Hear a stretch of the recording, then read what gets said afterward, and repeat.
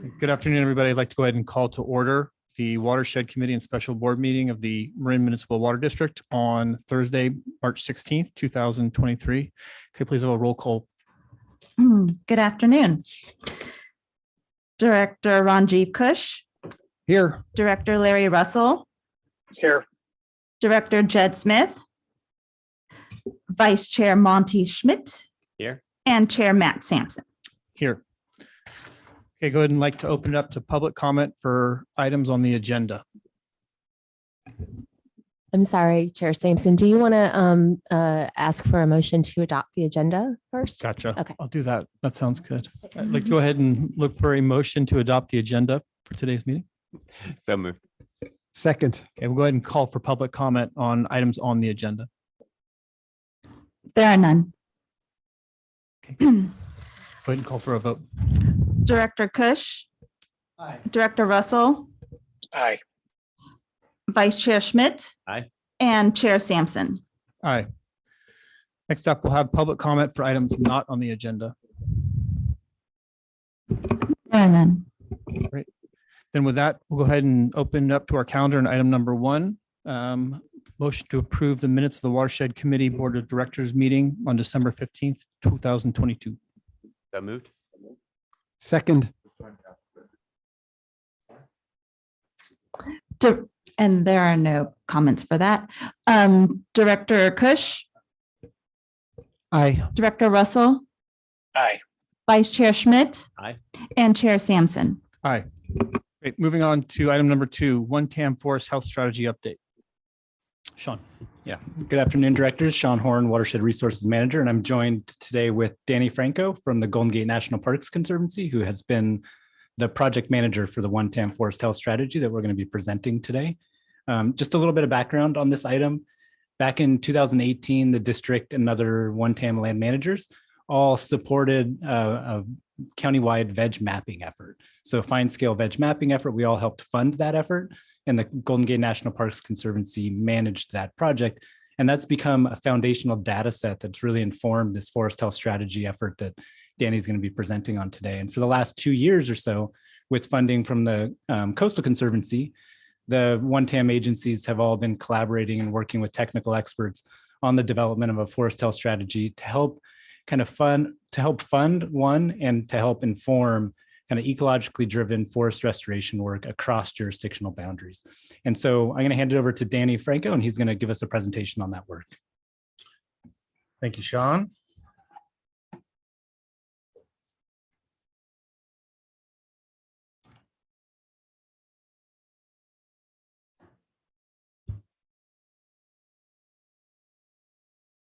Nice. Well, thank you and good afternoon. As Sean mentioned, my name is Danny Franco. I'm a senior project manager with the Golden Gate National Parks Conservancy. Glad to share about the Marin Regional Forest Health Strategy with you this afternoon. Just a kind of a quick overview of the One Tam partnership. In case you're not familiar, One Tam is a collaboration between the 4 land managing agencies that all manage a piece of Mount Tamalpais. That's California State Parks, Marin County Parks, the National Park Service, and Marin Water. The Golden Gate National Parks Conservancy, who I work for, is the nonprofit support partner to the collaborative. So the partnership was established in 2014 with the purpose of really building on the unique talents and strengths of each partner agency to provide a platform to work collaboratively for the benefit of community and the environment. The work of the One Tam Regional Forest Health Strategy really starts with the 2016 Peak Health Report. That's a foundational report and was an early initiative of the Tamalpais Lands Collaborative, or One Tam. The purpose was really to establish baseline conditions for understanding the health of the natural resources on Mount Tamalpais. Several outcomes from the Peak Health effort inform our work today. The Peak Health effort highlighted the need to work with partners to address threats to forest ecosystem function, including introduced weeds, plant diseases, and impacts from fire exclusion. Importantly, a big takeaway from the Peak Health effort was that the forests in Marin need our help. Big picture questions such as how to approach this challenge, where should One TAM partners focus management actions, what does the data and science say? All of that really underscored the need to, as Sean mentioned, get funding from the Coastal Conservancy and do a larger strategic planning effort around forest resilience and forest health in Marin County. So just a quick overview of our process for the forest health strategy. As Sean mentioned, the 2018 countywide fine scale vegetation map was a critical component. All right, this is a tool that allows us to look at forest distribution and health at landscape scale. So first we worked to identify the distribution of key forest types in Marin County, and then to map measurable impacts from forest health stressors and identify areas that can benefit from active management. The strategy provides a framework for partners to advance projects and improve forest resilience at landscape scale. So this is, obviously we won't read this today, but this is, shows a conceptual framework for, forest ecological function for key forest types, and really maps out what the threats and stressors are to individual forest types that we have on Mount Tam and in Marin County more broadly. Importantly, the forest health strategy work included coordination with key external groups, including the Federated Indians of Grattan Rancheria and the Marin Wildfire Prevention Authority, to really strengthen strategy outcomes. The final forest health strategy document is anticipated to be completed this spring. It's in final review with our agency partners and technical experts. The forest health strategy is a big document. It's 10 chapters. Each chapter focuses on a separate aspect of forest health and resilience in Marin County. Some of those key chapters include a chapter on Indigenous stewardship and tribal partnership, authored in collaboration with the tribe, with the Federated Indians of Grattan Rancheria. Of course, strategy wouldn't be complete on forest health without a deep dive into climate change and the other stressors affecting forest health in Marin. Again, using the fine scale vegetation map and other spatial data at scale, we did a forest conditions assessment. And we developed, using that conditions assessment, a prioritization framework and analysis of implementation opportunities. And of course, we have a monitoring chapter, which is really important for creating that feedback loop from strategy outcomes, so that we can learn and adaptively manage. A big part of rolling out the forest health strategy is going to be community engagement and working in science communications. This is something that the One TAM partnership is really good at, and a great to get key messages out to our key audiences. So we have a number of active programs that we can leverage to get the word out about the forest health strategy and its key findings. So we're developing communication tools and identifying engagement opportunities. We developed this key audiences worksheet to really help guide that engagement work. We'll have the TAM van, which, if you don't know, is our mobile trailhead. Here's a nice picture of it. We'll have the TAM van out on TAM watershed lands for a couple months this summer to really highlight the great forestry work that Sean and Carl have been doing. We have standing events such as the One TAM Summit Series, and we'll be highlighting forest health themes at those events. We'll be working on some videos. We have some, library talks and programs that we'll be participating in, youth programs. We'll be doing some programming at the field station at the New Presidio tunnel tops to highlight this work, and there are many other opportunities. So this is really about leveraging existing communication tools and programs to get the word out about our work around forest health in Marin County. So last slide, next steps for regional forest health. The big takeaway here is that One TAM land managers are uniquely positioned to lead these efforts in Marin County. The One TAM Collaborative is advocating for additional funding to support priority projects for forest health and wildfire risk reduction across Marin County. You can see here that we're showing Marin Water as you guys manage 12% of all native forests in Marin County, including 20% of all conifer forests. So this is a big deal for the watershed. Here's a map leveraging our fine scale vegetation map of all native forests in Marin County.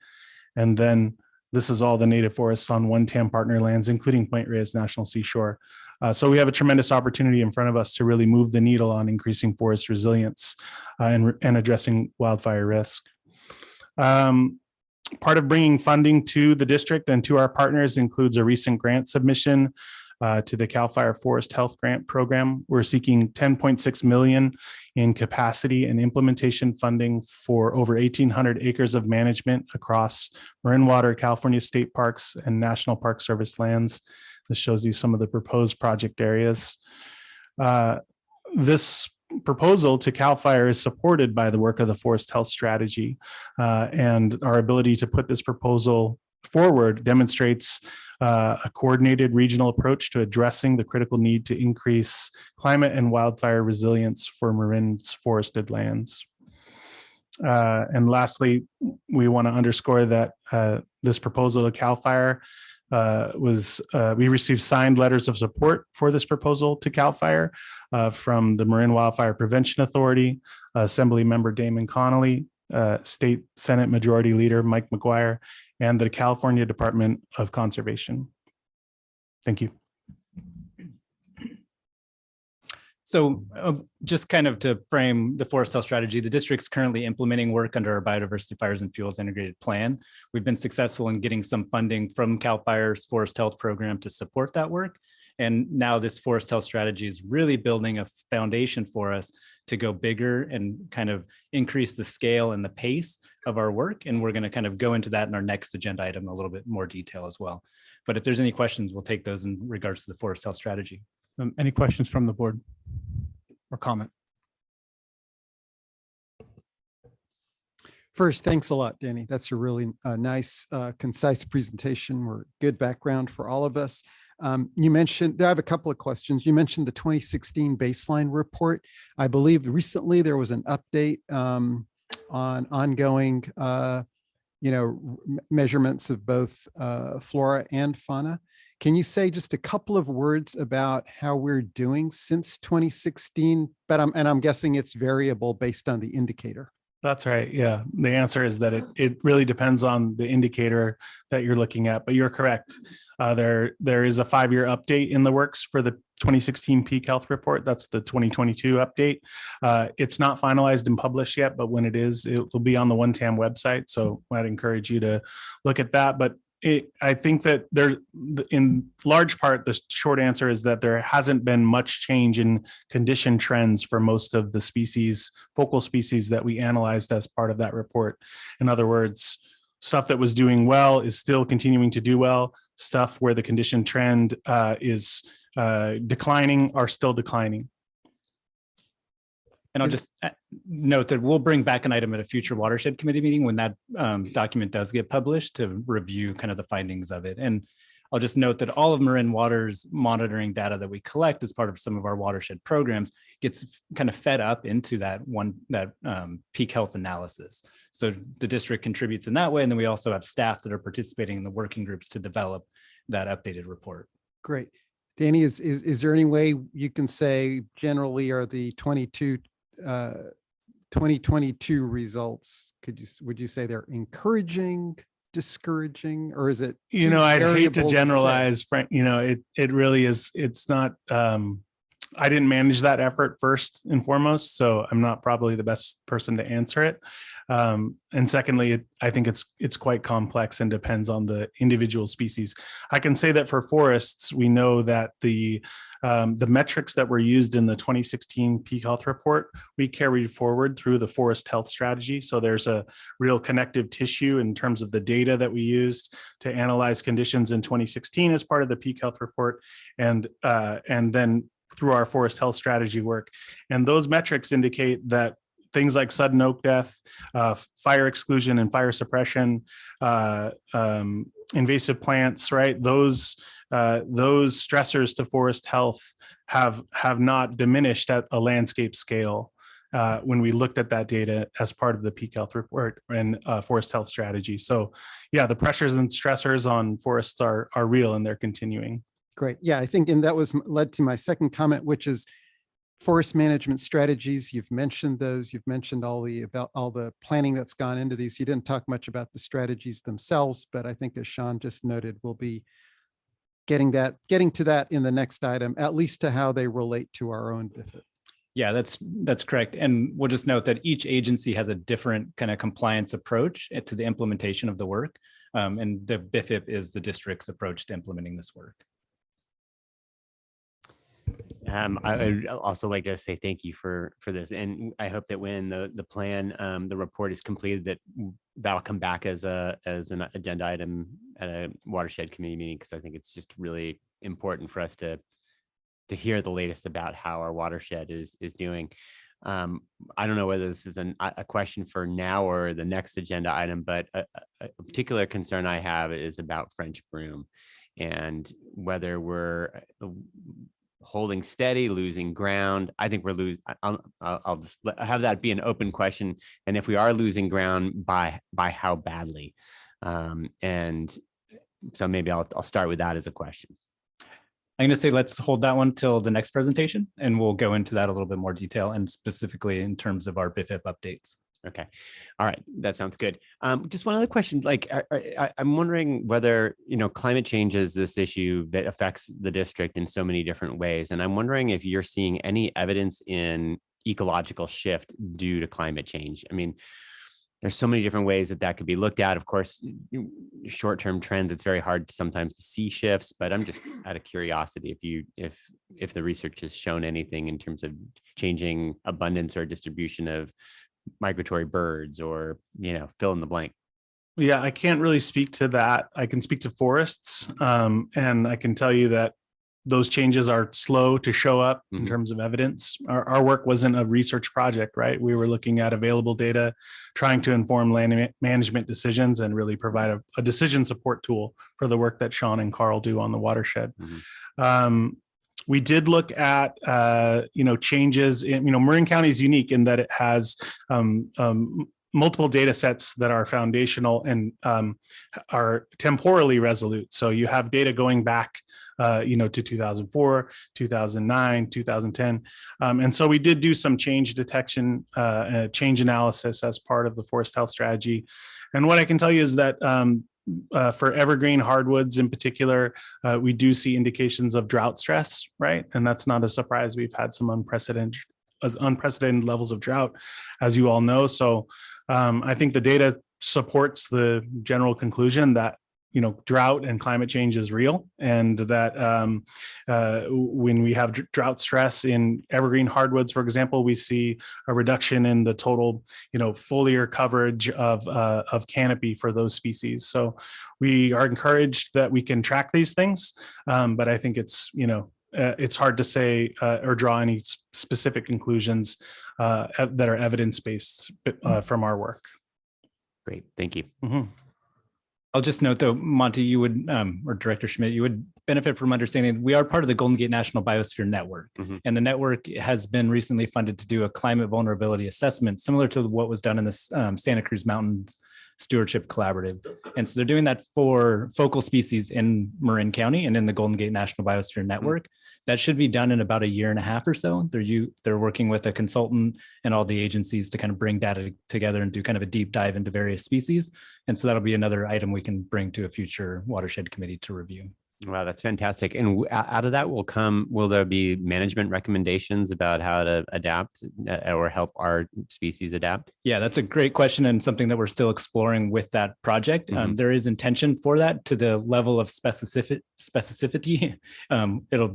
We're waiting to see that. Okay. Great. It will kind of be clear for things like Lagunitas Creek and the fisheries. For other species, it might be less clear and what management actions would be recommended. Great, thank you. Director Russell, Yes. any comments on this side? I'll be brief.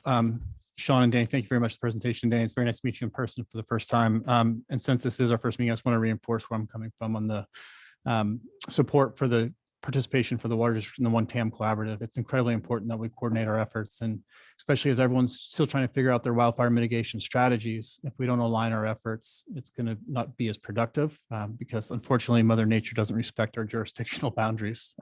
like that. But one of the things I'm really interested in is the monitoring piece of the vegetation management work, specifically following up year after year to see what worked and what didn't work. Because I think this group, the One TAM group, is really on the cutting edge of a lot of stuff. And the best way to find out its efficiency or efficacy, excuse me, is to monitor. So I appreciate that part being in there. And I think that sums it up. We can go ahead and move on to item number 3. We do have public comment on this. Thank you very much. Sorry about that. Public comment on item number 2, the One TAM Forest Health Strategy Update.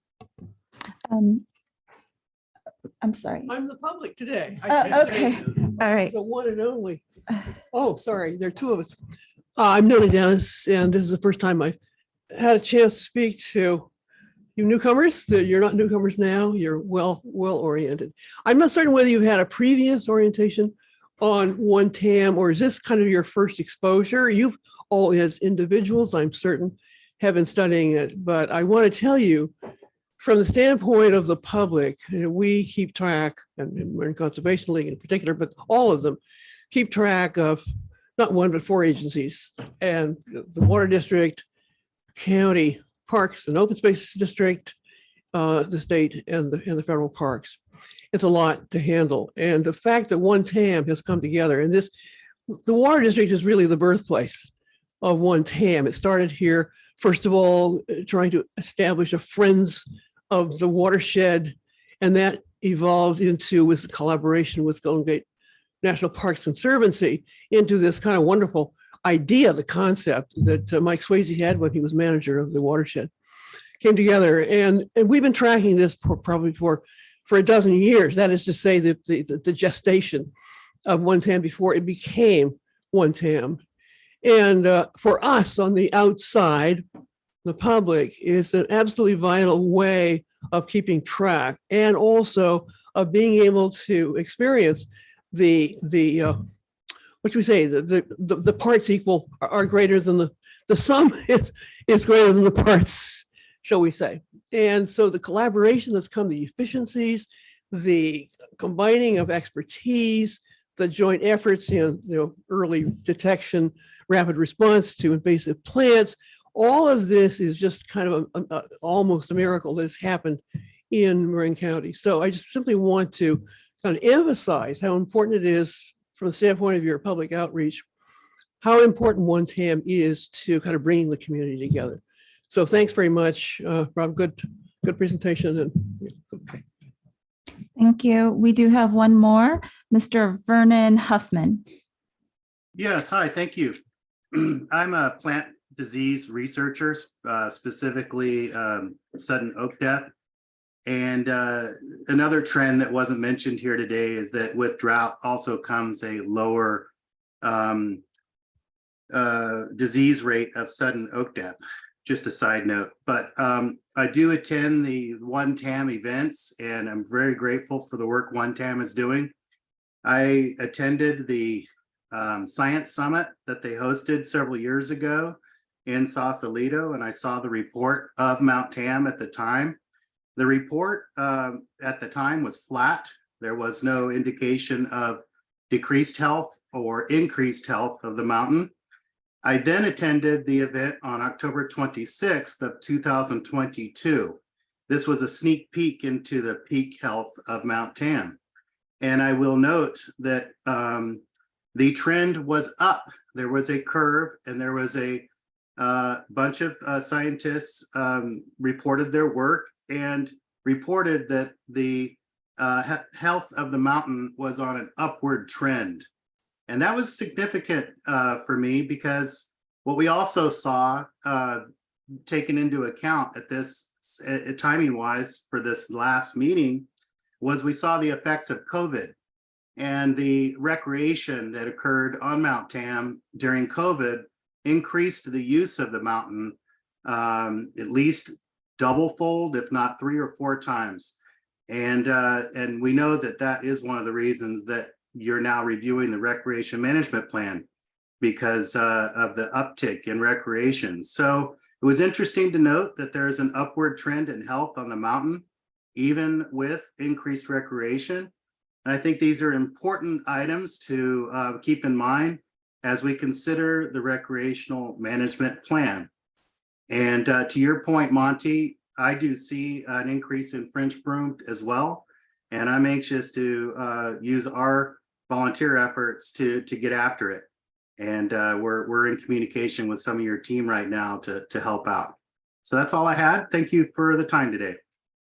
Thank you, Mr. Huffman. Next speaker is Mr. Tom Boss. Good afternoon, committee members.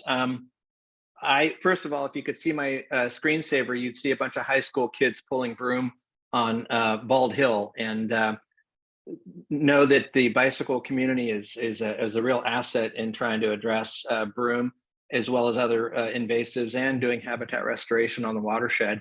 I just wanted to give 2 thumbs up for One Tam. They've been a great entity in our community, bringing all the different land managers together in common areas, pooling resources. I participated in some of those, the mobile presence out in the watershed. It's been an opportunity to do education. And also, I would say that I know they got hit. Some of their funding is, coming from Parks Conservancy that took a big hit from COVID and the shutting down of some of the parks that were a big resource for them dollar-wise. And so they used to have a little more capacity, especially talking about like maintaining trails was one of the goals that is kind of been cut. But I hope that we can figure out a way to get them the funding they need to bring back that volunteer program, because the more people we have to organize and handle the logistics, the more we can get our high school kids out there pulling broom and doing trail work. Thank you. Thank you. I have no further speakers. Great. Now we can move on to item number 3, biodiversity, fires and fuels integrated plan and wildfire model. All right, directors, we're going to bring up Carl Sanders, our natural resource manager, to help present this item. This item, we're going to explore the efficacy of some of the treatments that we've been applying on the watershed as part of the BIFIP. And then we're also going to review with you some of the wildfire modeling that we've been doing in support of the implementation of the BIFIP to really understand the efficacy of these treatments and where they're being applied on the watershed. Good afternoon. Again, Carl Sanders, Natural Resources Program Manager. I'll be talking to you today about our BIFIP and some fuel modeling that we've done, as well as proposed changes to our addendum. I'll be starting off with a brief discussion of the BIFIP itself, as well as giving you a pilot project we did with One Tam on Potrero fuels modeling and fire behavior. And then we'll widen that to a district-wide modeling effort now underway. And then I'll wrap our discussion up with proposed changes to the BIFIP through an addendum process. Drivers of change. These are the stressors that Danny had mentioned. We're all aware of them, but fire, fire extreme events and or the absence of fire, invasive species or weeds, forest disease. We get thank you. Forest disease and pathogens are stressors on our forests, and climate change. All of these have a complex interaction. Teasing out any one influence on our ecosystem is especially challenging. We're also, our lands have quite a bit of wildland urban interface, or WUI, that makes us vulnerable and increases ignition potential outside the watershed. We'll see some modeling of that, as well as liability that we have. Climate change, things that again stress our ecosystems, the 14,000 acres of forest that we do have on our land, drought, fire weather, invasive species, forest diseases and pests, some of which are existential that we can't necessarily directly manage, but maybe invasive species and diseases we can attempt management. 3 main goals of the BIFIP. One is minimize the risk of wildfires, and that's through implementation of field break work and forestry work. It's the hands-on approach. While at the same time, goal 2, preserving our existing biological resources, our biological richness that we find in the on Mount Tam. and restoring ecosystem functions.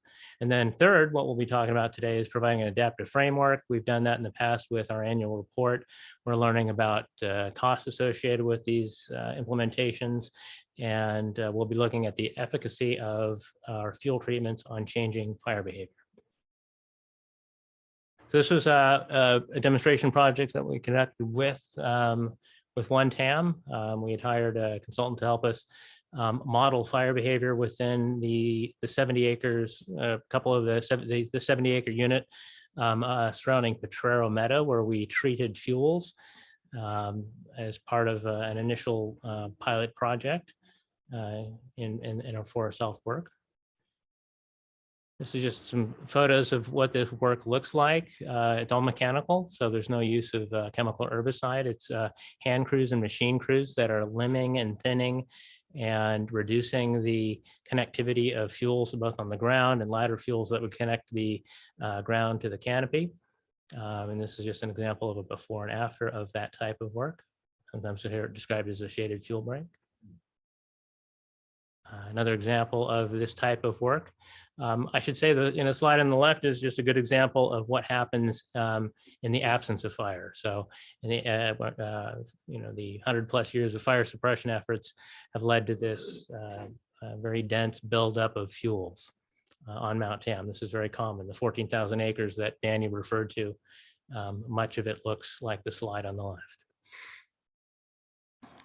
So this is some of the outcomes from the fuel modeling work that we did. They used a Flame Map, which is U.S. Forest Service product, where they took measurements on the ground. They used the fine scale map as a baseline, and then they looked at the work that we conducted to see how that work would affect fire behavior after the treatment. The gist of it here is that pre-treatment we had flame lengths 4 to 20 feet. Post-treatment, the flame lengths were less than 2 feet. So that's a good thing. That changes when you change fire behavior, reduce fire behavior, you reduce severity or impacts to the vegetation. Fire spread or growth or rate of spread. Here we had in the before scenario a 4 to 18 foot spread rate per minute. Post treatment, less than 4 feet. So the rate of spread has been dramatically reduced, which helps in response as well. Slide to give you sort of a summary of what forestry fuel outcomes look like from a vegetation or community point of view. You have less competition if there's less vegetation or less density. The trees that are left after mechanical treatment grow with more vigor. They grow healthier. The treatment of most importantly benefits reducing the fire behavior, so rates of spread, flame lengths, canopy fires as well. And severity or the impact to the ability of the vegetation to rebound afterwards if it has less severe impacts. Fire departments will often tell us that this work gives them a tactical advantage, meaning that it takes less resources to fight, and or they can put, if it's burning at a slower rate, they can get to it in time. The work also adds to the fire and drought resistance for these different forest types. Forests that aren't as stressed through overcompetition. If there are less trees drinking the water, so to speak, you're going to have a healthier forest. And of course, as a water company, we're interested in water quality. If you have less severe impacts to the vegetation after a wildfire, you should expect less erosion or sediment input into reservoirs. This is an example or a slide showing our current work and our proposed work. The colors aren't quite distinguishable here, but we're looking out, as you can see, sort of from an off paint color. 2026, the fuel modeling that I'll show you in a moment here actually takes us out to 2032, and just in terms of different proposed scenarios. The gist of this slide, if you're looking at it, most of the work is along the perimeter, at that WUI, so you'll see work that's conducted along the Kentfield, San Anselmo, Ross interface along Mill Valley. You're also going to see work that aligns with ridge tops. That's again from a tactical point of view and from a habitat point of view.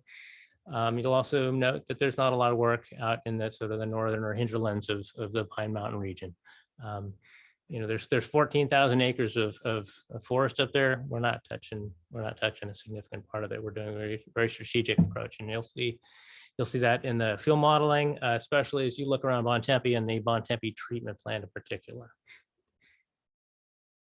This is a slide that shows or talks about facilities, critical facilities within that modeling effort that we're doing. The yellow dots indicate critical facilities. Probably the most important one for us is the Bontempi treatment plant, where we've really prioritized our work. And they're showing a flame reduction of less than 11 feet. So that's great. The hauling chart is again a little bit confusing, but this is a draft. This is telling us that the percentage of our assets that have high flame lengths are going to be reduced, and those that have low flame lengths are going to be increased within the vicinity of our critical resources. And this is a draft. We'll improve this. I want to make this a little bit easier to understand for folks, but a significant amount of our work over the last 4 years has been focused around Sky Oaks and in particular the Bontempi treatment plant. Fire growth modeling. Again, this is with Flame Map. They use the fine scale map data as a baseline, which is the image off to the left. That would be 2020, 2022, our current conditions, and then moving ahead to 2032, 10 years out, what potential conditions could look like. And this is the rates of spread when they're running the model in a 14-hour duration. I should also note that the modeling weather that they used was from 2017, so that was an extreme fire behavior event in fall. And they also used RAWS data from Mount Tam to help inform the model as well from a similar period.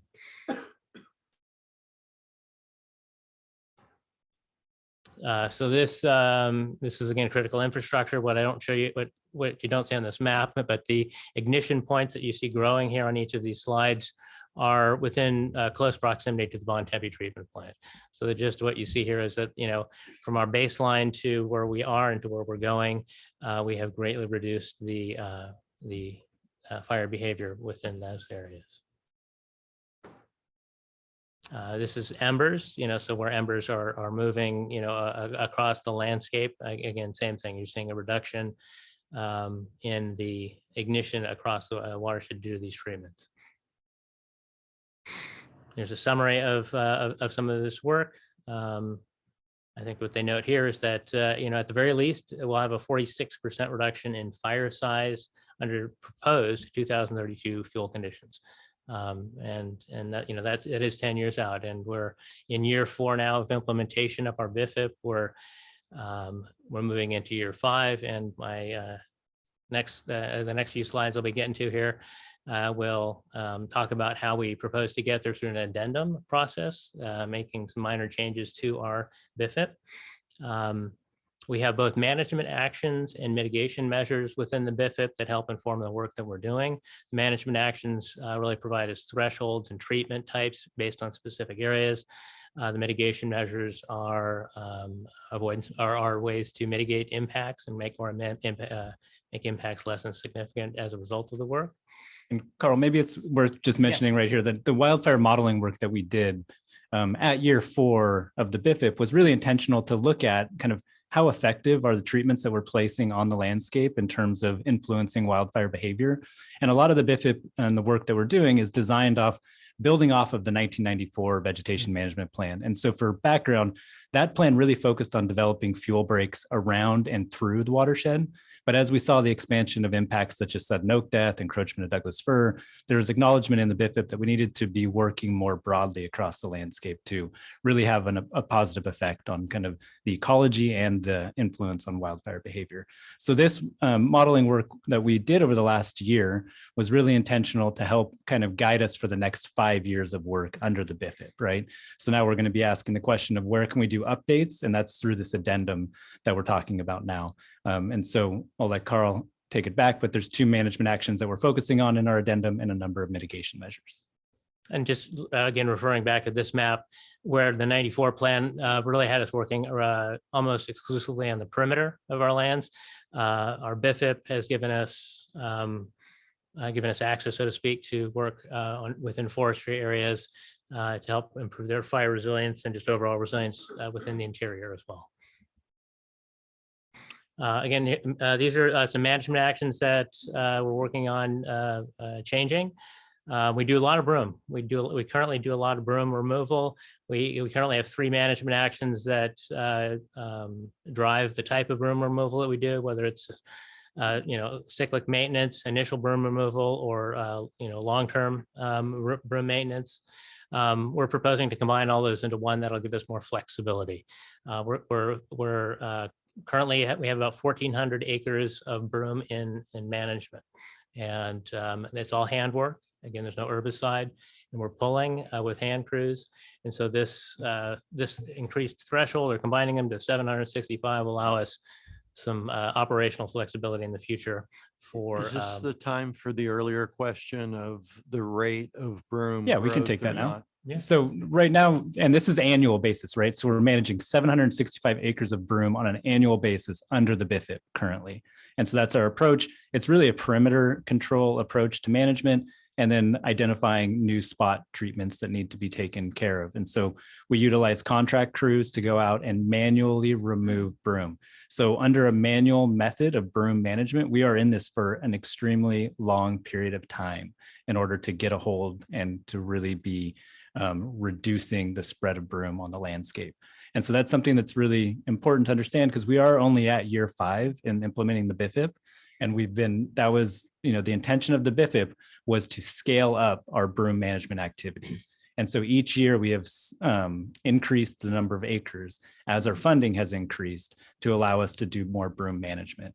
And year 5 will kind of be that threshold. So it'll be 765 acres that we will be continuing to manage for the foreseeable future. And we've been, needing to bring our funding up to a level that supports all of the management actions in the BIFIP. We currently are not at that level, except for when we're able to bring in those grants that bring us to that $3 million goal that the BIFIP had identified. And I think it would be good for all of us just to get a reminder at some point, not for today, maybe the next meeting, is how much it costs per acre to manually remove the broom. Yeah. And then some other options, just so we see a cost comparison. And I'll just note that we did do, I believe it was in December 15th, I think, of the Watershed Committee, we presented the BIFIP annual report. And that annual report does have all of the cost breakdown of all of our management actions very clearly identified. So we can, recirculate that as well to help with that question. To the point about how much are we managing, are we making progress? In year 5, there isn't a goal within the BIFIP to update our invasive management mapping, and that includes broom. So we are in the process of looking at all of the broom that is under management and looking at the types of forests and vegetation communities that are most impacted by broom spread, which is actually a really interesting analysis that our botanist is doing and helping inform where we want to focus our broom management efforts. And that's really a key part of it, because we do find that certain habitat types don't see the invasion of broom as much as others. And so it kind of tells us that on those perimeter areas, we really want to be focusing in those oak woodland areas and those grasslands first and foremost with our management. So the last mapping that we did, we were showing that we were reducing the spread of broom from 50 acres to 25 acres a year. That's a really hard thing to, definitively define after 5 years, how much it is spreading without a really comprehensive mapping effort. So our first focus on our mapping is really mapping intentionally where we're managing, what we're going to be focusing on in the coming years, and recognizing that long-term management of broom using manual methods only is going to be something that we're at for the long term. And Sean, I have a question. Is it time to revisit herbicides? It's the use of herbicides is an important management tool for all integrated pest management strategies for invasive species. So it's something to think about. We do spend an incredible amount of money on manual removal of broom. And as I recall, the broom utilizes its own herbicide to take out its competition. It's just more aggressive than some of the native species that are there, and specifically in the habitat types that it thrives in, it'll outcompete, and we lose our native plants in that way. It does change the chemical composition of the soil that makes that alone may prohibit the growth of other species. Yeah. Thank you. That was a tricky question to field, and I think that there's a shared concern about how challenging broom is, and it's not just us. I mean, this isn't like a failure on the part of the district or one TAM or others. The broom is a curse for so many wildland management efforts. And the fact that you're getting the spread down from 50 to 25 is great, but it's also 25 that is growing. 25 acres. That's a lot. And I think we should be clear when we say that, it's not uniform 25 acres, right? We just know that it's, when we map our management, it tends to be by acres. And so one of the things we're improving in our mapping is also to be looking at kind of percent of broom within that acre. Yeah, and then I'm also taking from the total acreage is for around 1,400 acres, but we're actively managing half of that, which is the outer perimeter for the most part. Is that kind of the strategy, more or less? I mean, I could. Well, once under management, you're always under management with broom. We manage the broom in a biannual cycle, pulling it every 2 years. So of the 1,400 acres, we want to manage or re-pull it every second year. And so we don't need to hit every piece or every unit each year. Mm-hmm. We want to get it before it goes to flower, before it goes to seed. Gotcha. Yeah, I think, this is one of those topics that I can imagine us coming back to, just having, a number of years at trying to contain this and doing a great job with the tools that we have. But also, I just think of the long-term increasing costs of what it will take to actually manage this. It just will get worse and worse. The weed seed bank will go up. And then as we try to manage the areas that have had broom, those will persist as a problem. And so the problem does get more expensive every year for us. And I start to think of this in terms of at what point is it going to start to consume our limited resources that could go toward fire protection and many other things that are important for us. So I think this is an important issue to come back to at some point. Yeah, that's a great point. And one of the things we do intend to do this year as part of the year 5 BIFIP is to update that broom map, and we'll be bringing that back for a detailed discussion. Sean and Carla, I do want to, I think we should bring it back soon to the fuel modeling. That was the topic, but just one more comment on broom, not to be discussed today, but something maybe for a future meeting. In other watersheds, invasives can have a pretty big impact on productivity of the watershed. I don't know if broom has those impacts or if other invasives that we're starting to see on the watershed could have those impacts, but something maybe that we can bring up at another time, possibly in a revisit of the forest health strategy. Yeah, I'll just note for your benefit, the majority of our broom is not in a sub watershed that drains to our reservoirs. So it's just kind of a thing to keep in mind. And then we have one more slide and we'll finish up here. So wrapping up again within the addendum, we're making a couple changes to management actions. These are the thresholds, both of which are forestry related.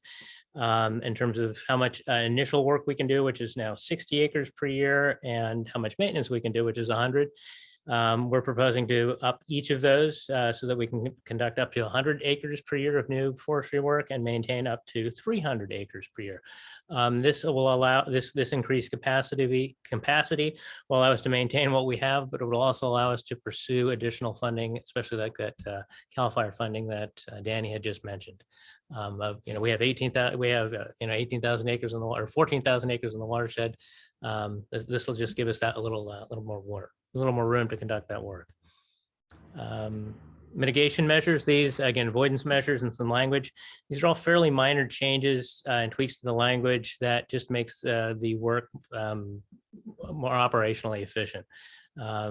We've got a couple related to fire in terms of broadcast burn emissions, air pollution risks.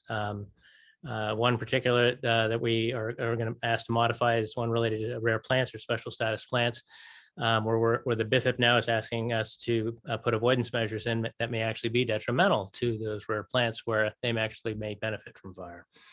So these are changes to the language, nothing significant on the management actions.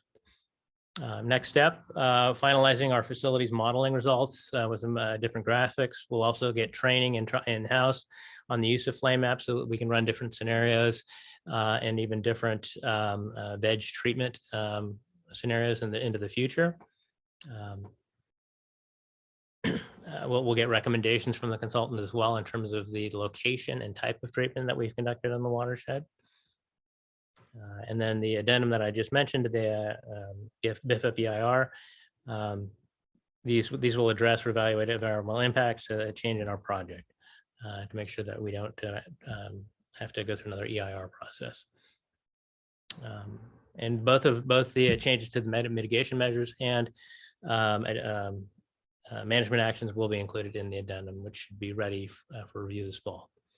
So this is kind of in line with the strategy of adaptive management under the BIFIP. So here we are going into year 5. We're working with Panorama, the same consultant that developed the BIFIP and the EIR document with us. And we're just making some minor adjustments. One, to make us more competitive and eligible for grant funding, to try to start to work on forestry restoration at the scale that we need to be working at it. And this is probably still conservative, right? We're realizing our funding limitations in terms of this is a costly activity, and we've learned a lot from 5 years of implementing, and we're going to make an adjustment to go with a few more acres, going from 60 to 100, and we're recognizing that we're going to have to maintain more going forward, so we're increasing that maintenance as well. Those are the biggest changes through this addendum process that we're doing in terms of management actions. The rest of it is really just clarifying, cleanup, and updating it. Great, thank you. Additional comments from the board?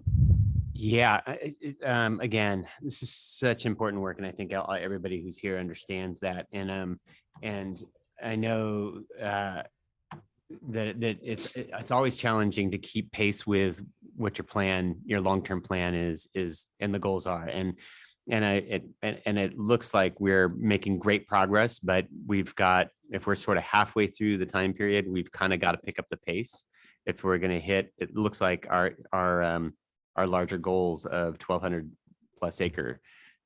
So, I want to make sure. I would like to know that if what we do need is additional funds in order to keep pace and hit our goals. I would really like to know that. I just think this is kind of the issue that we can't.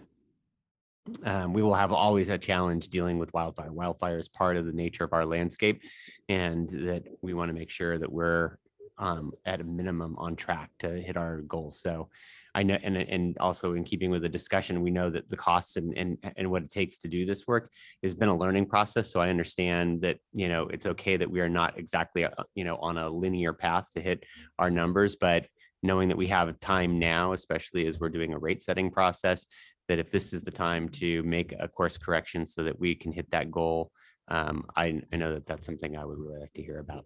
And I'll just clarify that for vegetation management under the BIFIP, we are currently hitting all of our annual goals. So we're at about 1,400 acres. I think we move up to about just under 1,600 acres next year in year 5. And that's our annual kind of rate for all of our management actions. We do have about $1 million gap between where we currently are funded with district funds and what the BIFIP plan was calling for. However, we've been extremely successful getting state grants over the last 5 years to, resolve that gap. And the funding that Danny mentioned in the Forest Health Strategy, that would provide the district for the next 2 years with $1.5 million in funding for implementation of the BIFIP. And then for the following, I think, 4 years, it was another $1 million annually if we are successful with those applications. Okay, great. One more question. I've got lots of them. Is how frequently do we need to come back on a treated area once we've gone through and done thinning and removal? What's obviously we've done a bulk of work, but how quickly do we need to come back in and do some sort of additional follow-up? And does that get eventually that needs to get factored into taking on new versus going back and doing ongoing maintenance? Yeah, and so the update that we're doing in the addendum is to update that acres for maintenance.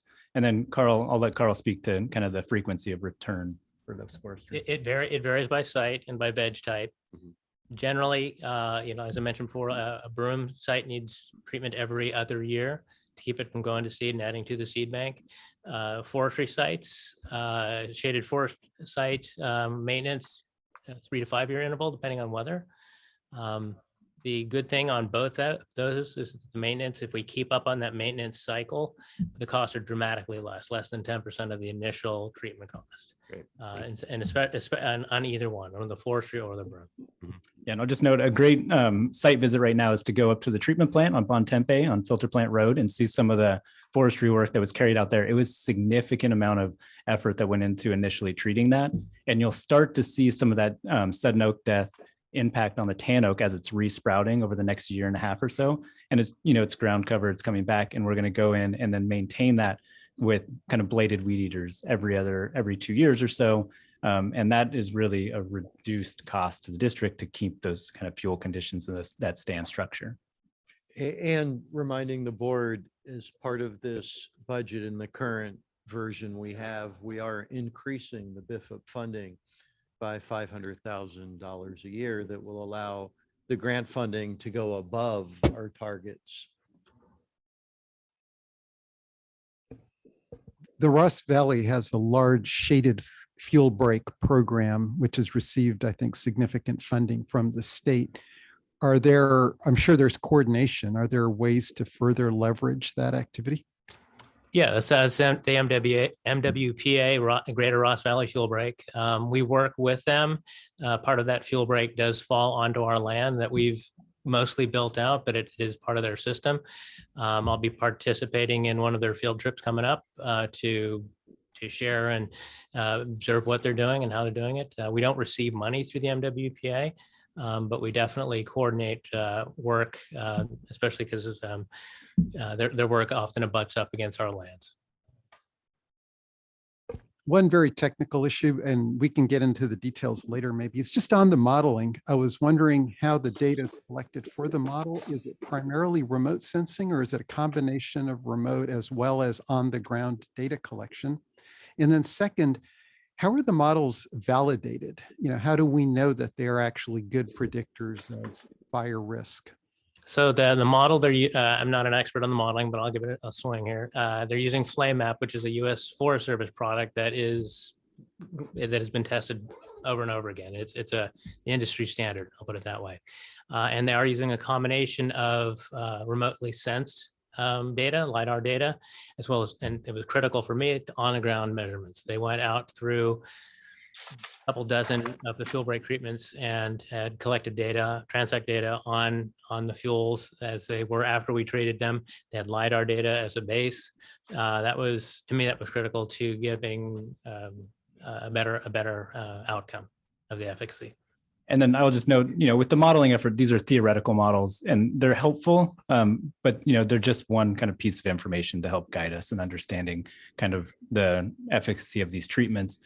So, we shouldn't just think that's a real life scenario, because things could be drastically different on the day of a fire on the watershed, but they give us a good understanding for how our work is doing and where we might want to focus our work going forward. We did make some subjective, decisions on where those ignitions would occur. And, I personally put them next to our treatment plant and wanted to see how the fire would behave in those scenarios.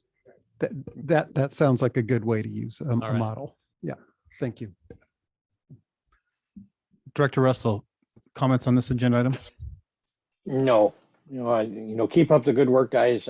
I remember that it used to be 8 acres a year, as I recall, that we were losing to broom. And your question, Ranjiv, was interesting about the density or the productivity. As I recall, the broom is something like 10,000 plants per acre or some huge number. Maybe it's even higher than that. Maybe it's per square foot. I remember it was a lot of broom that causes a lot of difficulty. I was traveling in the south of France, and every open cut had broom growing on it where they had cut with a blade. The broom just outcompetes everything that it's around.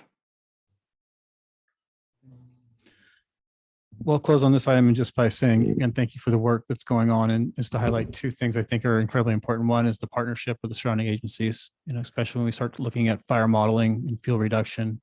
It's imperative that we make sure that their models and we're doing the same thing, so that when everything lines up, we understand what the impacts are going to be.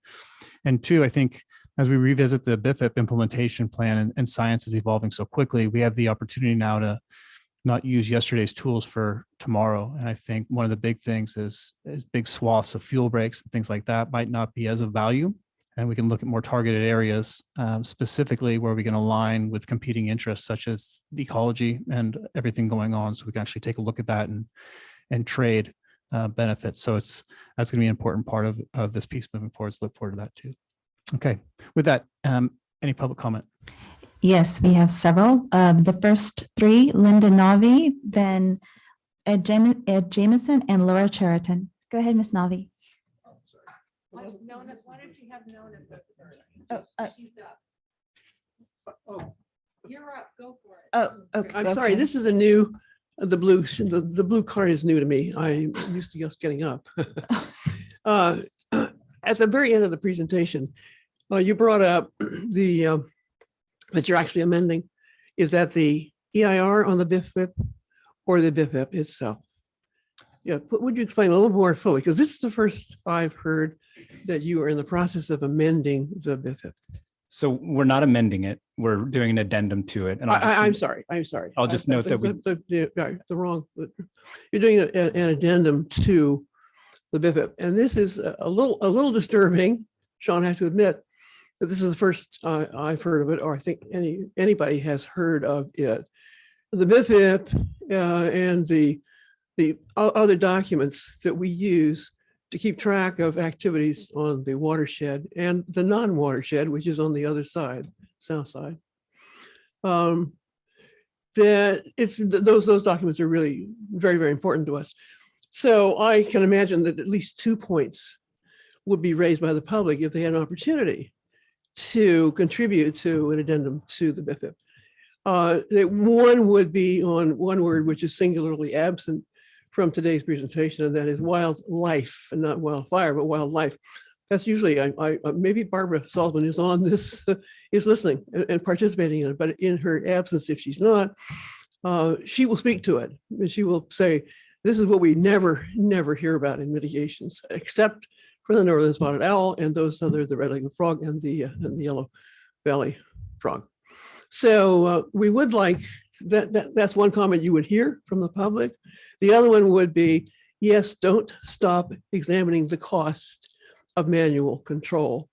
You will find, obviously, you've heard all the other arguments, but you must continue to hear the argument that this is the method in the toolbox that we feel should never be thrown out of the IPM toolbox. It's used by your 3 adjacent landowners, land managers, and it should be not fall off the table, but remain. Thanks. Thank you. Mr. Ed Jameson, please. Yes, thanks. I live in the flatlands, well above the floodplain, but my home insurance rates have gone up 47% from just 2 years ago, likely largely in response to the newly perceived wildfire risks in our area. I'm thankful that MMWD's watershed managers are on the case, particularly now with Director Sampson involved, along with Directors Cush, Russell, and Schmidt. I'd just like to express my appreciation that you're all committing time to focus on these issues. Thank you. Thank you. Miss Laura Cheriton, please. Hi, my name is Laura Cheriton. I live in Mill Valley and I'm the president of the Watershed Alliance of Marin. Thank you for your presentation. I want to agree with Nona about a concern about the EIR and an amendment, and that we haven't been notified of it. So that's one thing. The other thing is I've been using the mountain and the watershed for 50 years, and I've watched a lot of things go on there, but what's of concern to me is the vegetation removal that's occurred around the Potrero Meadows area and in other areas that I may not have seen yet, but that the impact of removing shrub vegetation exposes ground nesting birds and also removes vegetation that shrub nesting birds would be using. And so I don't know how you would mitigate, for fire and also be considering that. But what I see up there in that area is just removal. And I don't see any really valid habitat left for any of the ground or shrub nesting birds, which are significant. So that's another thing. As far as broom goes, I think you need to have more broom pulling parties right after a big rain like today.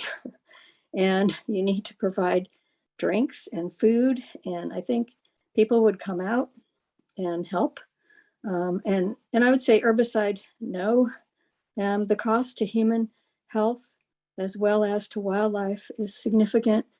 Every day I get petitions about the impacts to monarchs and other insects. So that's all. Thank you. Thank you. Mr. Vernon Huffman. Yes, thank you for the time. I just wanted to remind the board and staff that for several years now, Access for Bikes has tried to bring to your attention an initiative we have called Mountain Bike Roundup. Mountain Bike Roundup. And that is our offer to, in exchange for trail access, to pull an agreed upon corridor of broom. And we do this now. We do this now at Tamarancho Boy Scout Camp, and we pull broom strategically every other year. And we've done it for over 15 years, and we've been reducing the area of broom at Tamarancho. It's been very effective. And I'm happy to tour you there and show you the work we've done. We also have this arrangement in San Rafael in the Barbier Park. And we, every other year, we choose a trail corridor and we pull the broom. And we are successful in reducing the overall broom count. It's pretty bad there though. Lots of fire fuel there, side note. But again, you've asked us if we will pull broom on trails we don't have access to. The answer is yes. And I've offered to Suzanne to go ahead and start that work.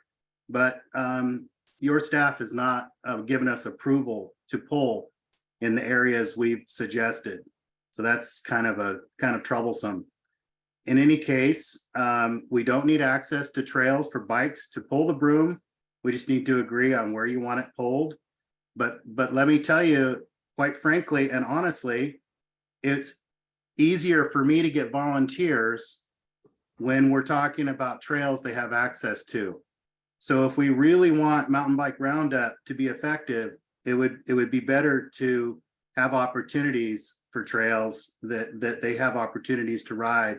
And I can guarantee you, I can get 20 to 50 person crews to pull broom, and we can do it per your strategy of every other year, so that eventually all we're pulling is little seedlings, and we would really see the impacts of this work. Mountain bikers are a workforce. We're ready to help, but unfortunately, due to staff's inability to work with mountain bikers, it really hasn't happened, other than the Bald Hill broom pull. As Tom Boss mentioned, we have worked with you on the Bald Hill broom pull, and that has been successful. So again, we'd like to increase our help, and we'd like to increase our broom pulling time for you. But it does need some finessing with staff to pull this off. So thank you. Thank you. Next, Mr. Larry Minikes. To the last speaker, I don't know what the issue is, but I've worked with staff for years pulling broom and had no problem getting permission.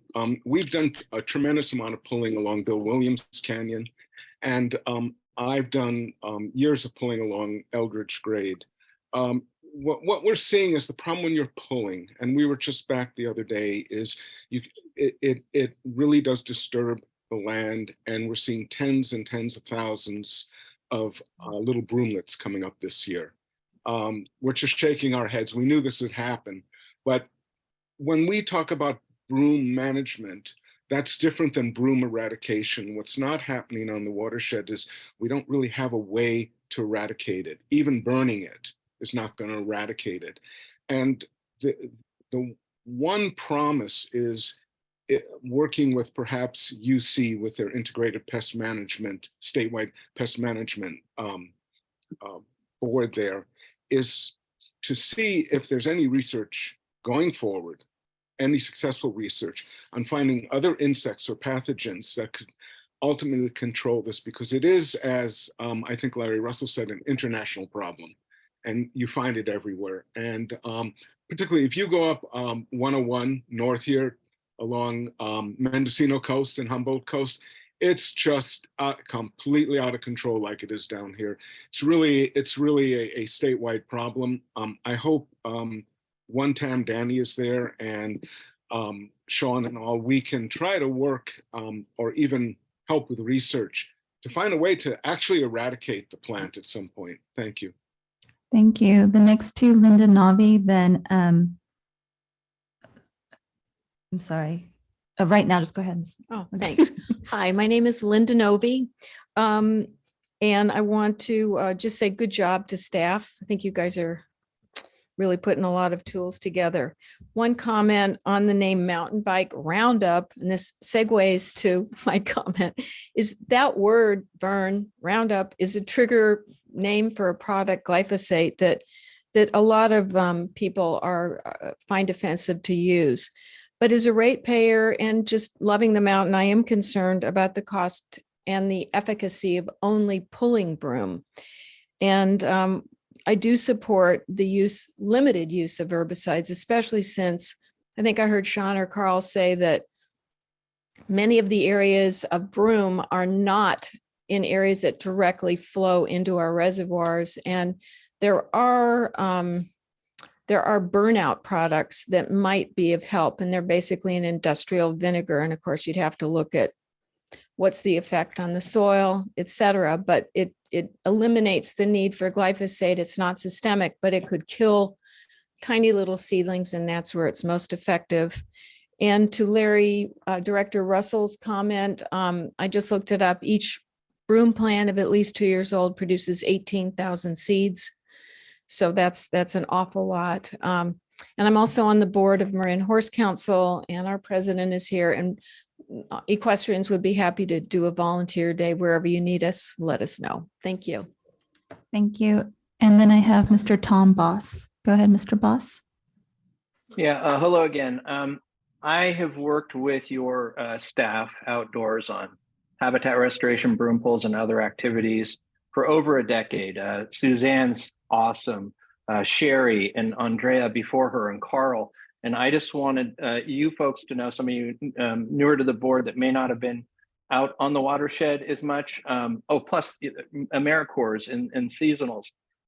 Every time I've been out there, I've experienced people who are extremely sensitive, not only to the habitat, rare plants, but to the wildlife. And so I'm confident that any work that your staff is doing will avoid impacts to wildlife. And what the fire department does, that may be different, but if your crew's doing it, I'm confident they're doing a top-notch job in making sure we're not creating new impacts, potentially reducing them. Thank you. There are no further comments. Okay, with that, we'll move on to item number 4, Watershed Recreation Management Planning Update.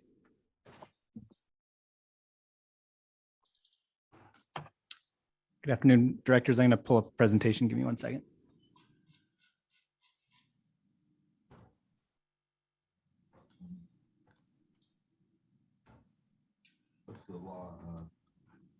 So the Watershed Recreation Management Planning, this is just an update on how we've been moving through the planning process. Oh, it didn't.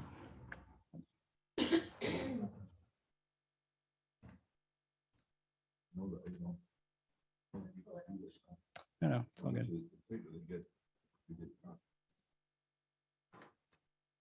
There you go. All right, so this is just an update on the planning process. At the last Watershed Committee meeting, we gave a similar one. We're just keeping you appraised to how we're moving through this planning effort. So this is the schedule that we've outlined since the beginning of the process, just to give everyone an understanding of where we are going with this effort. We have one more public workshop available that we'll be pursuing on, I believe it's April 12th, and we'll be focusing on some of the outcomes of this recreation planning effort. And I'll highlight some of the input we've gotten to date and where we're going with our planning process. So we started this with the community. We've had a robust community engagement process throughout this entire effort. We started with an initial scoping phase to get early input from the community about what they wanted to see in this effort. We've done intercept surveys on the watershed to update our 2013 watershed census survey to get direct input from visitors. We did community workshops and watershed site visits, which was the schedule you saw on the previous slide. We've had individual stakeholder conversations about current conditions, desired future conditions, some of the priorities that they had, and ways to balance various visitor goals. We've done data collection in terms of using trail-based apps and putting trail counters out on the watershed to better understand patterns of use. And then we've been exploring watershed stewardship opportunities throughout our planning effort. We've been analyzing some of our biological data sets in relationship to our roads and trails, and that is really a process that we're doing to help inform some zoning options that we're proceeding with. And then we're exploring at our final workshop with the community some of the outcomes and measures we might be able to bring forward to help protect natural resources while supporting access, stewardship, and connection to the watershed. And I think that's really a key part. As a water district, we really have a unique opportunity to connect our community with their drinking water source and their headwaters, and that's a part of this recreation planning effort. So the last meeting we had was on February 8th, where we brought forward some of the data that was found through our watershed census survey update. We reviewed that with the community, and then we discussed some watershed zoning concepts. We had a technical presentation from Ashley D'Antonio, who's part of the consulting team and is a professor at Oregon State in recreational ecology. She gave us kind of some of the background around recreational zoning and why it's used, presented a few case studies about different ways it can help to balance visitor goals and protect natural resources. And then we went through a workshop to look at social, ecological, and managerial considerations and got input. We did use a Zoom virtual exercise. It didn't go exactly perfect, so we'll be bringing some of that back for further discussion at our next meeting. But we did get initial input, and that initial input was really helpful. So we got some input around social and recreational kind of priorities in terms of zoning, people just thinking about hiking and separating visitors, mountain biking and a trail experience, the need for nature immersion and solitude, equestrian routes being a priority, inclusivity, access, and ADA issues came up. And then in terms of ecological health and watershed protection, there was a lot of input in terms of our Project Restore priorities, thinking about erosion and trail maintenance moving forward, some of the wildfire mitigation, water quality protection being critical, and then sensitive habitat protection and restoration as being kind of key factors to be thinking about in those more sensitive zones. And then in terms of managerial, we talked about we got input that folks wanted to see us thinking about trail stewardship in the zoning process, how watershed ambassadors could support it, how trail classifications can support visitor groups, trail etiquette, responsible recreation, thinking about lines of sight, and then thinking about how we communicate with our visitors through signage and regulations and that's forth. And so all of these components can be brought into a zoning consideration, and you can create the logic to help you kind of prioritize where you have capacity and focus on efforts. The zoning is not new. We actually have zoning in our roads and trails management plan currently. We utilize it for different types of trails. So this is just from our 2005 document, and it shows how we've divided some of the trails by trail classifications that then relate to the type of maintenance we do on those features. We have those classifications for roads as well. And so these are kind of broken down and give us kind of an understanding of how we've used zoning in the past and how we might be able to modify it moving forward to have more protective measures and support visitors in different ways. So the next stage in this, we're working with our consultant, Alta, who is also with us today, on bringing all of this data together and all this input that we've received and starting to do a GIS exercise where we layer this up, and then we're going to come forward with a few options for thinking about zoning in different ways and allow us to focus kind of our priorities based on the resources within those zones. So one of the initial meetings, we really focused in on issues, and then we started developing some of the areas of interest that folks wanted to focus on through this planning effort. And we started to kind of develop language that supports what we've heard from the community. And so the first area of interest that we heard about was really supporting community-based stewardship to reduce visitor impacts, to protect water quality, and restore natural resources to support biodiversity. The second one was to maintain a sustainable network of roads and trails that supports various visitors' recreational goals while restoring and preserving the watershed's ecological function. And then the third is to adaptively manage the current roads and trails management plan to respond to changing environmental and visitor conditions. And so we broke those down a little further with the input that we got in subsequent meetings. And under number one, when we're thinking about community-based stewardship, it was really work with diverse community groups to expand watershed stewardship programs that engage visitors as active stewards through trail maintenance, litter abatement, invasive plant management, restoration, community science, and outreach. Noting that we do a lot of this already, but we might want to look at how we can enhance it or focus in new ways. And then the second one was sustainable stewardship of the watershed, really beginning with maintaining existing visitor amenities and protecting the natural resources. And throughout this planning process, it's really always been about how we manage what we have. We've never started this effort thinking about expanding use or trying to increase visitation. We're really acknowledging that we have public access on the watershed and we need to manage that public access proactively to, one, support the goals that various visitors come with and also protect the resources. Under the second one, when we broke it down a little farther, we started to consider updates to roads and trails with a focus on a net positive environmental impact. Really, decommissioning of social trails should occur when modifying trails and roads to spread visitors out, address points of congestion, and reduce environmental impacts associated with the existing roads and trails network. That's really in alignment and following the Azalea Hill trail model in terms of closing social trails down when we're looking at modifying access in some way. Evaluate visitor management zones, so the zoning concept that we just went through, to help protect sensitive natural resources and facilitate visitor access, recognizing that there are ways that we can look at our landscape in a more detailed way and understand how we can improve access in some areas while trying to restore the landscape in other areas where we have sensitive resources. The third one around adaptively managing our roads and trails management plan. A lot of the input we've been getting is leading us to thinking about the roads and trails management plan. So one of those elements is to complete a census survey of the watershed every 10 years to help inform those periodic updates, really to get visitor information and understand how kind of changing use is informing their experience on the watershed. And then the second one is to update the roads and trails plan with a new trails classification and Project Restore approach that supports visitor access and watershed restoration. And then the third, to implement an adaptive visitor management practices to address changing patterns and visitation, recognizing that things continuously evolve. So those are kind of the areas of interest and focus that we've been gleaning from the community conversations. And as we're moving forward with this planning process, we really want folks to see this as a feasibility study that analyzes the current visitor patterns and helps inform future options for updating our roads and trails plan. This has really been a data collection effort and information gathering. We've been updating our visitor survey through going out onto the watershed and interacting with our daily visitors.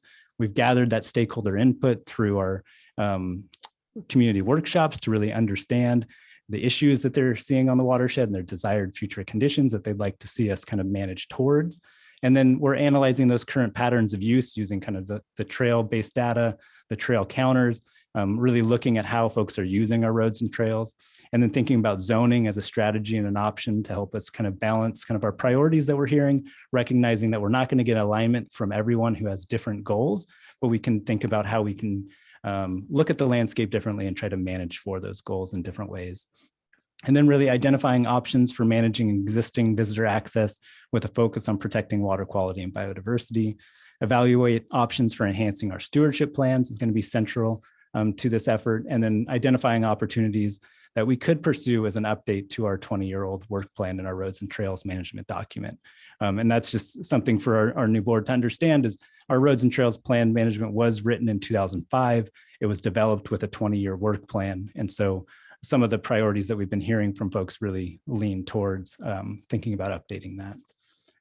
So the next steps in April, we're going to have our final watershed or our final community workshop.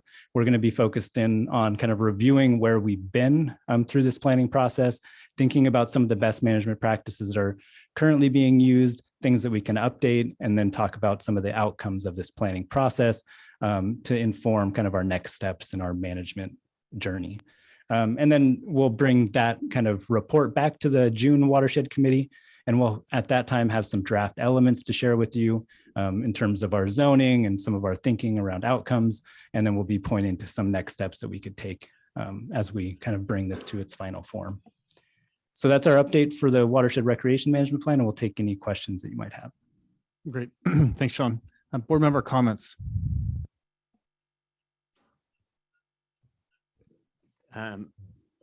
Thank you, Sean. A really important effort. It was when I was elected to the board a little over 2 years ago. Recreation management was pretty much the number one issue. Even though we were in the middle of a drought, I was kind of surprised to find just how much interest there is and in our watershed and how it's managed and the recreational importance of our watershed. I think that this plan is obviously there's a lot of interest in seeing what comes from it, and I think a lot of hopes to see that that the planning process helps us to adapt to how use in our watershed has changed so much, especially during COVID. Just a couple of quick questions about what you'll be presenting on the 14th in terms of, and I'll just kind of throw out my questions so that maybe there's some overlap. Can you say a little bit more about what the recreation management plan outcomes will be like? What more specifically are you going to be talking about?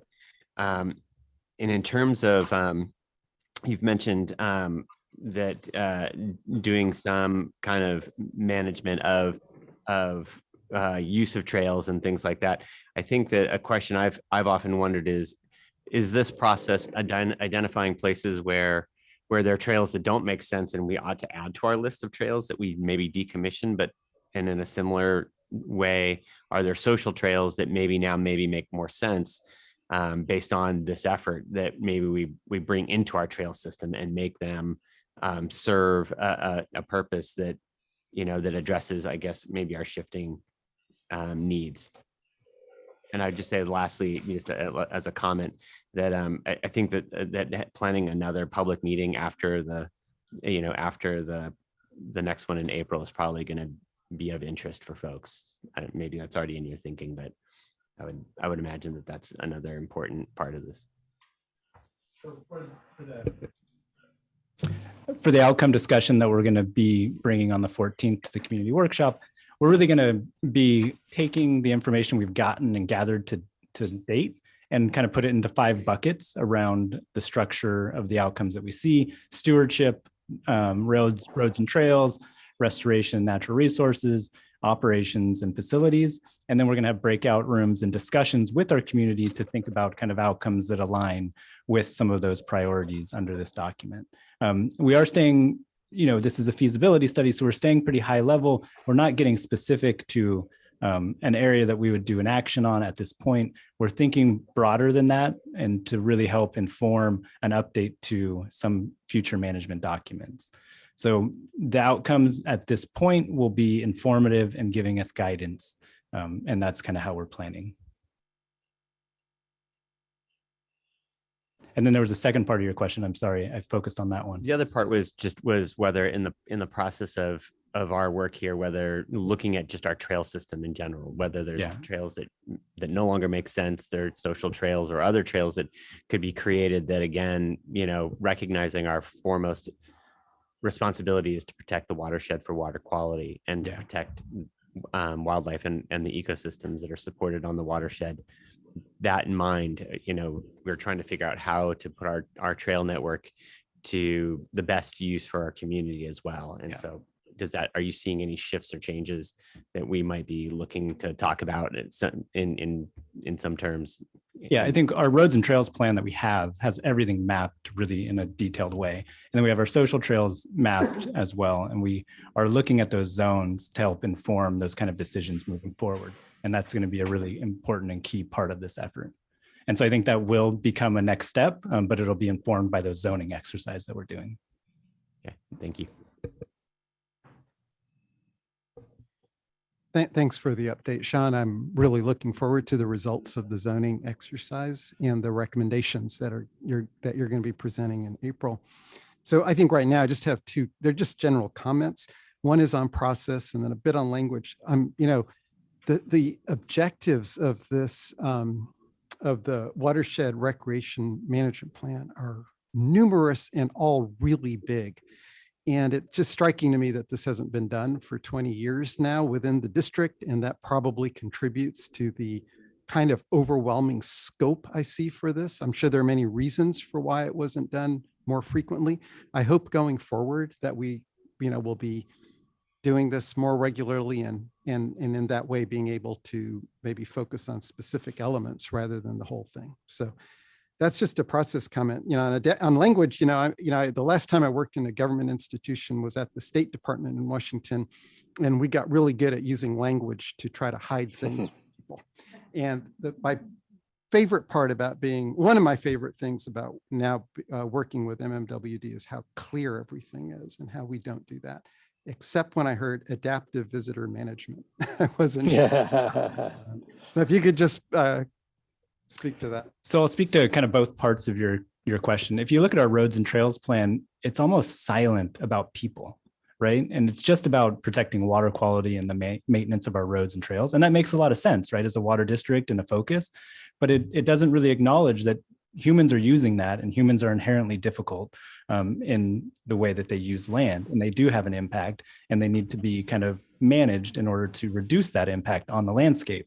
And so visitor management, that's a term that comes from state parks, visitor management services. It often incorporates kind of ranger activities, signage, how you communicate with people, how you think about parking management, restrooms, all the amenities that are required to reduce human impact on a landscape, right? And when we think about roads and trails in our watershed without thinking about humans, we're not really kind of bringing it all together to manage it in a way that can reduce the impact collectively. So I think we should be thinking about this feasibility study as a proactive step towards helping us be good stewards of this landscape by thinking about us on it and thinking about ways that we can better management with that and that kind of in mind. Director Russell, comments on agenda item number 4. Well, as typical, Sean, job well done. Looking forward to going forward. Okay. I'll just real quickly comment, for the past, since our meeting started, we can almost forget that we're a water district to some extent with everything going on, but I think it's an important reminder for the public how much goes into managing lands that we're dealing with, and how integral your part is of that. So thank you very much for your work, and look forward to the continued progress on this. We have a lot going on right now, but this still is a priority for myself, and I think most of the board. So looking forward to the progress on that. And with that, we'll go ahead and open up to public comment. Yes, we have 3, Miss Nona Dennis, Linda Navi, and then Laura Chariton. Go ahead, Miss Dennis. Oh, okay.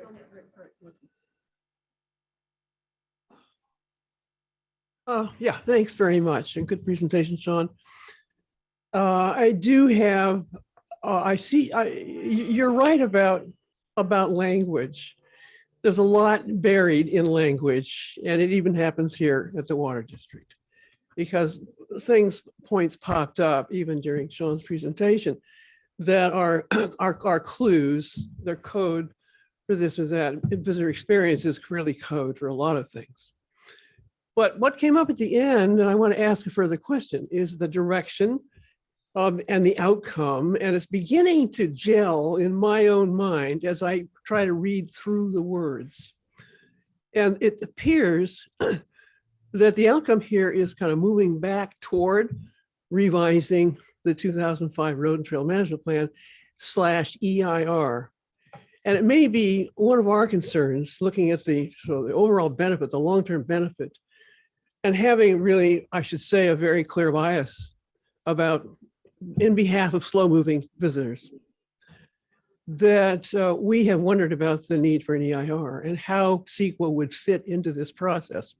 I'm beginning to see it because I spent many, many years in my career in CEQA. So what I see toward the end, and correct me if I'm wrong, that this study itself is not going to be a plan. It's going to be a feasibility study that feeds into a potential revision of the Road and Trail Management Plan, which has an EIR as part of it. Our concern has been the temptation of the Water District to be efficient with EIRs. Nobody likes to go into them. We understand that. But using the EIR as it stands for the Road and Trail Management would take a huge amount of revision to that EIR in order to make it relevant to what we're now looking at, which is human use. So, and possible changes in use in some of the facilities. So am I correct that this is going to be a study, not a plan in itself, but a study that leads to the desired outcome, which would be to really revise the 2005 Road and Trail Management Plan thoroughly and its EIR so that we have a contemporary CEQA document to use as a program for tearing off then any actual physical changes that are made to the watershed. Now, is that kind of a clear interpretation, Sean? Or am I reading something more? Yeah, if you would, please. I'll do my best to answer that. I think you're right that the work that's being done by Sean and his team at this point is a feasibility study and a guidance document, in that it's a data gathering exercise, as Sean pointed out. It will have, I believe, recommendations for several different types of actions. And I think that one of those is, as you're hearing and as we're seeing, could possibly be an update to the trails plan. And I think there's still a lot for staff to consider and look at, as far as what the scope of that would be and what the environmental analysis, that would go hand in hand with that. Certainly there's an existing EIR. It's was done some time ago. So there's a whole evaluation process that we would need to go through in accordance with CEQA to really, and also when we have a scope of work that we understand as far as what, the outcomes really are and what we would want to do with the plan, then we would have to do an evaluation of, what the appropriate level of review under CEQA would be, if that helps answer your question. Well, it helps I think it's somewhat. early in the process to really. It's No. not, for CEQA mavens, it's not early to think about where it's going to come at some point, because we live in terms of phases of work. And we kind of like to see where it's going here so that we can comment appropriately here. And at some point, you're going to have to do some kind of CEQA compliance. So we're back here. We don't know what that's going to be. We want assurance there will be some CEQA compliance before There any will- physical actions are made or committed to. Before actions are made or committed to, there's required to be a CEQA analysis. Yes. So there will be an opportunity for those actions to be reviewed under CEQA. There's some so- actions you can take. They're management in scope. They're not physical. There are differences in administration. Sure. I mean, I think there's a number of things that could come out of this process. Some of them will require CEQA review, and others may just be, program implementations, as you're saying, or management implementations that don't require CEQA review. And we're going to have to look at each of those as they come forward. Right. Okay. Okay, we have a few more speakers. Yeah, sorry. Sorry. Miss Linda Navi, and then Laura Cheriton, and then Jake Inman. Go ahead, Miss Navi.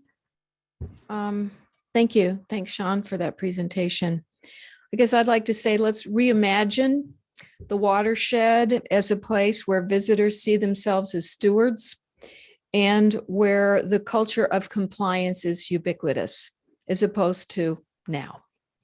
I appreciate what staff is doing. I want to say that I'm part of a working group of environmental and slower recreational visitors, and we're going to be presenting a couple very thorough and comprehensive letters to the board and to Sean in the coming weeks. Our concerns are around the environmental and social impacts on the watershed, such as the growth in visitation, which is exponential. Beyond the growth in visitation, we're also concerned with the kinds of visitation and how people's behaviors. And we hope for clear direction from the board on certain policies that they haven't been clear on, that's allowing for, let's say, e-bikes on the mountain without clear guidance to your ranger staff, the way I'm observing it. We're also concerned about the need in your budget for more ranger staffing, and maybe shifting some of the ranger duties from parking in citations to actually get out on the trail and do more of that. We think that would be cost effective. We also are going to be recommending the need for more volunteers to help not only with restoration of non-system trails, but also as ambassadors to help be a reminder, perhaps in some areas of the watershed, on the need for compliance and hear the rules. And I personally am a volunteer with the Marin County Parks and have been for 17 years. And I do it on my horse and on foot. And it's very helpful when people see that there is someone with a vest. You're not giving tickets, but you're a reminder.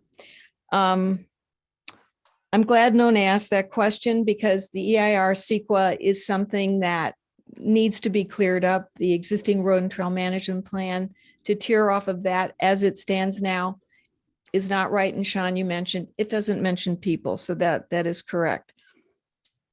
So that needs work and clarity.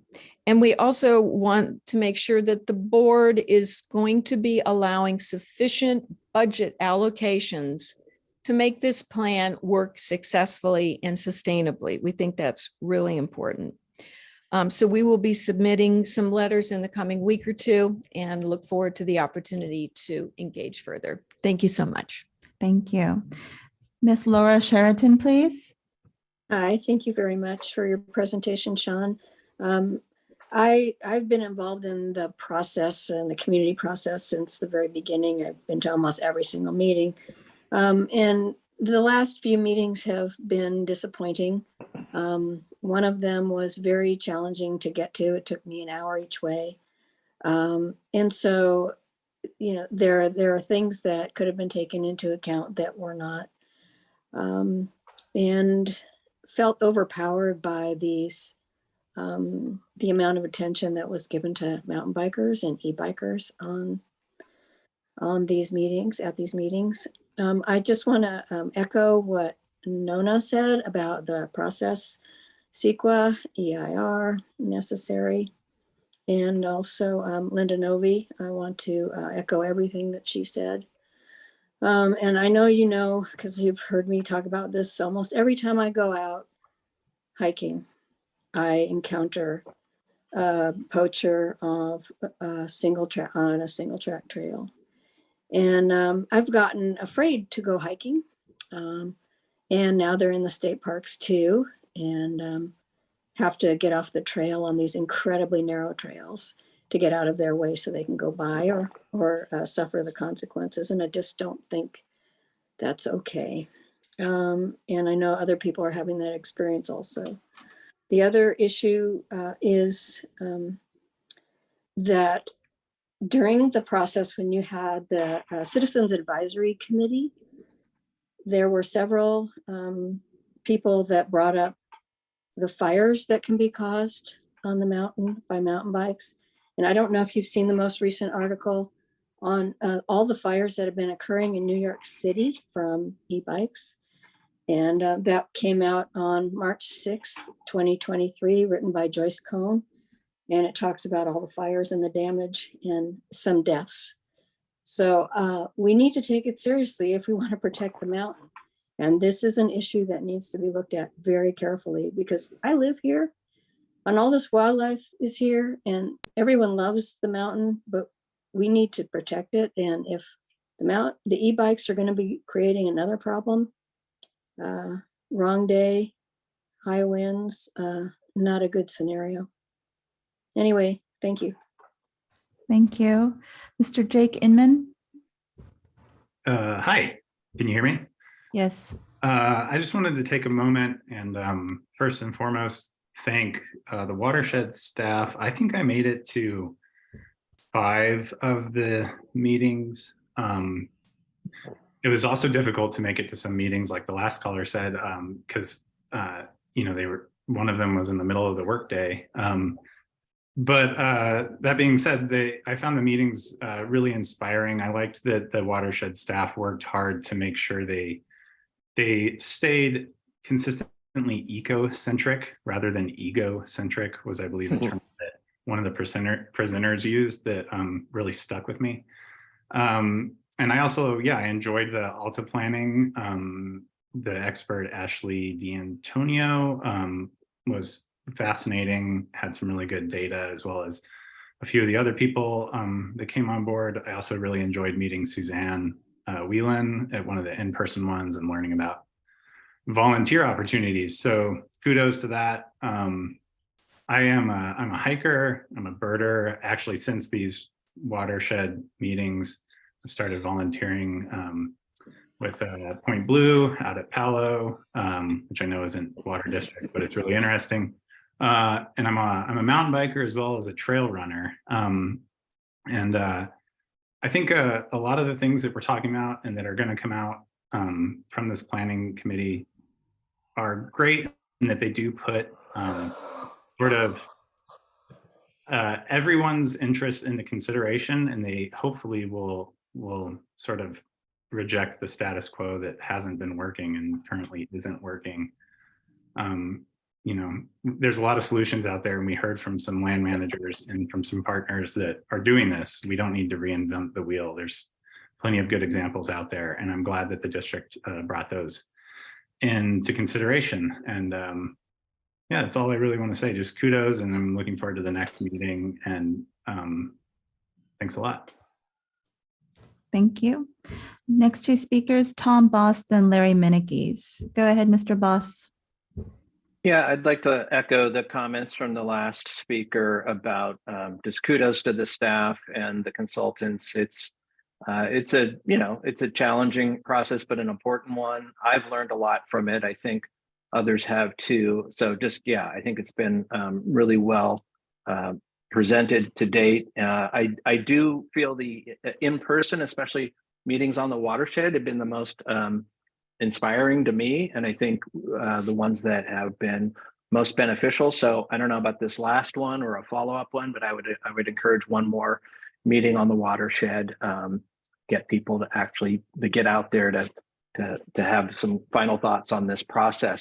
I did want to say a lot of times when we're at these meetings, we're thinking about what we're going to say, and we may miss what's being presented, and I am guilty of that myself. But throughout this process, it's been made very clear that there will need to be some CEQA step for any physical or tangible outcomes in this process. We keep hearing the fear that there won't be, but we know that there will likely be a CEQA step at some point in the process, as well as we've been reminded over and over again that the water district has an abundant amount of data on both the vegetation and the wildlife. It's been compiled for decades, and the last 10 years, one TAM taken the lead. So we've got a lot of what we need to make informed and good decisions and actions moving forward. I'm confident of that. I did want to just note that, I hear about people meeting different, some recreational interests and conservation. We're speaking as not only a bicyclist, but just an outdoor enthusiast my entire life.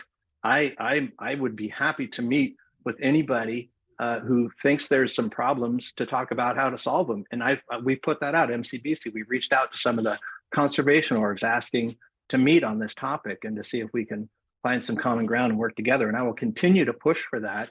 And I will end on a note. There's a much talked about Fish and Wildlife journal that came out about 2 years ago with a focus on the impacts of recreation. And there was a number of articles in there, different perspectives. One of them was actually written by somebody involved in this process, Ashley, I believe it is.